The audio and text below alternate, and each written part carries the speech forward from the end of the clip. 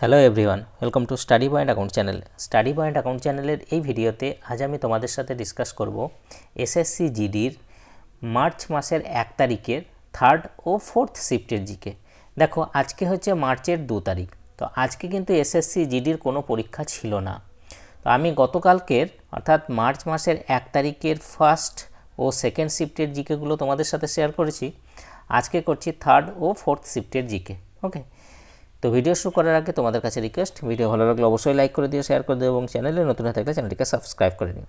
তো চলো শুরু করা যাক। আজকের প্রথম প্রশ্ন, যে সবুজ বিপ্লব থেকে কোন রাজ্য সবচেয়ে বেশি উপকৃত হয়েছিল?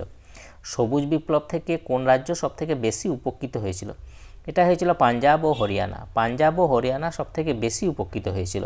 সবুজ বিপ্লব শুরু হয়েছিল 1965 সালে, অর্থাৎ 1965 সাল মানে হচ্ছে তৃতীয় পঞ্চবার্ষিকী পরিকল্পনার সময়। অনেক সময় জিজ্ঞাসা করা হয় যে কোন পঞ্চবার্ষিকী পরিকল্পনার সময় সবুজ বিপ্লব শুরু হয়েছিল, সেক্ষেত্রে হবে তৃতীয় পঞ্চবার্ষিকী পরিকল্পনার সময় সবুজ বিপ্লব শুরু হয়েছিল।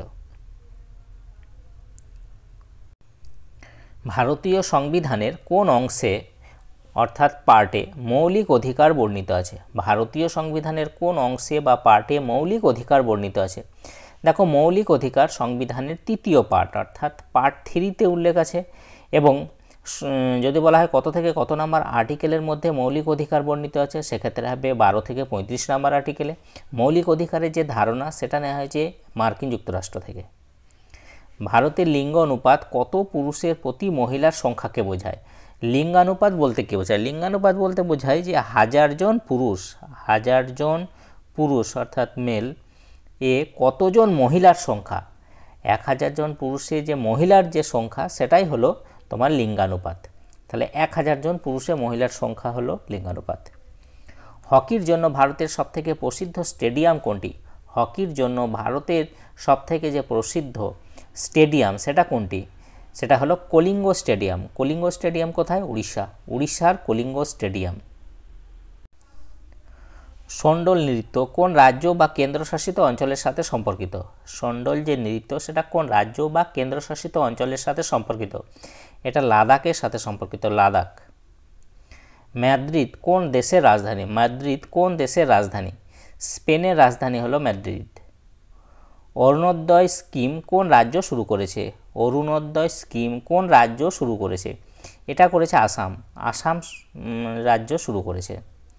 ওস্তাদ বিন্দা খান কোন বাদ্যযন্ত্রের সাথে সম্পর্কিত? ওস্তাদ বিন্দা খান কোন বাদ্যযন্ত্রের সাথে সম্পর্কিত? তিনি সারেঙ্গি বাদ্যযন্ত্রের সাথে সম্পর্কিত, সারেঙ্গি। কেন্দ্রশাসিত অঞ্চলগুলি কে নিয়ন্ত্রণ করে? কেন্দ্রশাসিত যে অঞ্চল সেগুলো কে নিয়ন্ত্রণ করে? সেগুলো নিয়ন্ত্রণ করে কেন্দ্রীয় সরকার। কেন্দ্রীয় সরকার নিয়ন্ত্রণ করে। 2023 সালে কাকে জম্মু কাশ্মীরের আবর্জনা নিষ্পত্তির জন্য ব্র্যান্ড অ্যাম্বাসেডর করা হয়েছে? 2023 সালে কাকে জম্মু কাশ্মীরের আবর্জনা নিষ্পত্তির জন্য ব্র্যান্ড অ্যাম্বাসেডর করা হয়েছে? এটা করেছে বানা সিংকে, বানা সিং। নেক্সট, গান নাগাই উৎসব ভারতের কোন রাজ্যে পালিত হয়? গান নাগাই উৎসব ভারতের কোন রাজ্যে পালিত হয়? এটা পালিত হয় মণিপুর, আসাম, নাগাল্যান্ড এই সমস্ত রাজ্যে পালিত হয়। 1500 থেকে 500 খ্রিস্টপূর্ব কিসের যুগ ছিল? 1500 থেকে 500 যে খ্রিস্টপূর্ব সেটা কিসের যুগ ছিল? সেখানে বৈদিক যুগ, মৌর্য যুগ এই ধরনের অপশন ছিল, তো সেটা হলো বৈদিক যুগ। বৈদিক যুগ ছিল। তো এই 1 থেকে যে 12 নাম্বার প্রশ্ন, এই প্রশ্নগুলো সবই কিন্তু তৃতীয় শিফটের প্রশ্ন। দেখো, তৃতীয় শিফটে বেশি প্রশ্ন পাইনি, এই 12টাই আমি প্রশ্ন পেয়েছি। তৃতীয় শিফটের প্রশ্নগুলো স্টেটমেন্ট বেসড কোশ্চেন ছিল বলে মনে রাখা সম্ভব হয়নি, তো খুব কমই প্রশ্ন পেয়েছি। এই 12টাই প্রশ্ন তোমাদের সাথে আমি শেয়ার করলাম। 13 নাম্বার থেকে শুরু হচ্ছে ফোর্থ শিফটের প্রশ্ন। ভারতে সাধারণত কত বছর পর জনগণনা পরিচালিত হয়? ভারতে সাধারণত কত বছর পর অর্থাৎ কত বছর অন্তর জনগণনা পরিচালিত হয়? দেখো, জনগণনা বা সেন্সাস পরিচালিত হয় প্রতি 10 বছর অন্তর, 10 বছর। লাস্ট যে সেন্সাস সেটা হয়েছে কত সালে? 2011 সালে। 2011 সালে লাস্ট সেন্সাস হয়েছে, তারপরে আর কোনো সেন্সাস হয়নি এখনও। বিজয়নগর সমাজের রাজধানী ছিল কোন শহরে? বিজয়নগর সাম্রাজ্যের রাজধানী ছিল কোন শহরে? এটা ছিল হাম্পি। হাম্পি ছিল বিজয়নগর সাম্রাজ্যের রাজধানী। হাম্পি মহোৎসব কোথায় পালিত হয়? কর্ণাটকে পালিত হয় হাম্পি মহোৎসব। লৌহপ্রস্তর যুগে মানুষ প্রথম কি ব্যবহার করেছিল? লৌহপ্রস্তর যুগে মানুষ প্রথম কি ব্যবহার করেছিল? সেটা হলো কুঠার। ভারতীয় সংবিধানের কোন অনুচ্ছেদে আইনের সামনে সমতা উল্লেখ করা হয়েছে? ভারতীয় সংবিধানের কোন অনুচ্ছেদে আইনের সামনে সমতা উল্লেখ করা হয়েছে? এটা করা হয়েছে অনুচ্ছেদ 14 নম্বর অনুচ্ছেদে। মোহিনী আট্টম নৃত্যের জন্য নিম্নের কে সঙ্গীত নাটক একাডেমি পুরস্কার পেয়েছেন? মোহিনী আট্টম নৃত্যের জন্য নিম্নের কে সঙ্গীত নাটক একাডেমি পুরস্কার পেয়েছেন?